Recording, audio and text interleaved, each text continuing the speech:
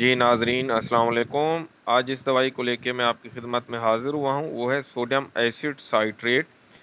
अभी मेरे सामने एक कंपनी की प्रोडक्ट पड़ी हुई है, कंपनी का नेम जावा और ये एमोराल सिरप है।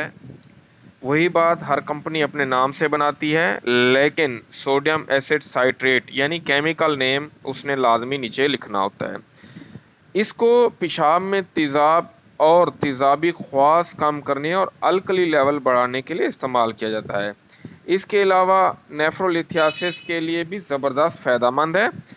नेफ्रोलिथियासिस क्या है? ये एक ऐसा मल है जिसमें गुर्दे और पेशाब की नाली में पथरियां बनती रहती है। मतलब हम कह सकते हैं कि सोडियम एसिड साइट्रेट गुर्दे में पथरी बनने के अमल को ख़त्म करती है।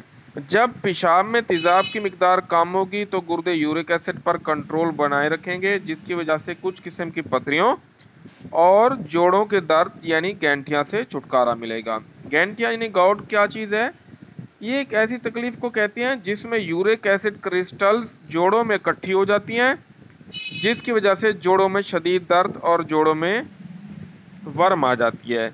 इसके अलावा ये दवाई मेटाबॉलिक एसिडियोसिस में भी ज़बरदस्त फ़ायदा देती है। मेटाबॉलिक एसिडियोसिस ऐसा मल है जिसमें गुर्दे में पथरियों या किसी भी गुर्दे की खराबी की वजह से खून में मौजूद तेज़ाब पेशाब में शामिल होकर जिस्म से खारिज नहीं होता और खून में इस एसिडियोसिस मेटाबॉलिक एसिडियोसिस की मिकदार बढ़ती रहती है, जिसकी वजह से मुख्तलिफ अफ़आल सरअंजाम देने में जिस्म को परेशानी का सामना करना पड़ता है।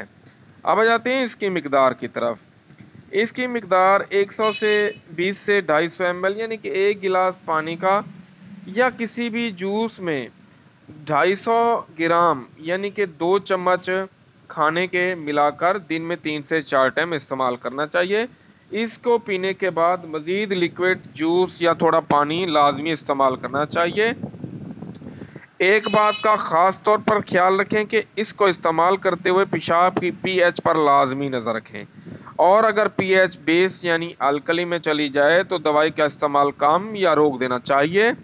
पेशाब की पीएच को चेक करने के लिए लिटमस पेपर भी इस्तेमाल कर सकते हैं या फिर लेबॉर्ट्री से भी चेक करा सकते हैं। इस दवाई के इस्तेमाल के दौरान ऐसी खुराक मत लें जिसमें सोडियम बाइकार्बोनेट की मिकदार ज़्यादा हो, या ऐसी खुराक हरगिज़ ना लें जिसमें नमक की मिकदार ज़्यादा हो।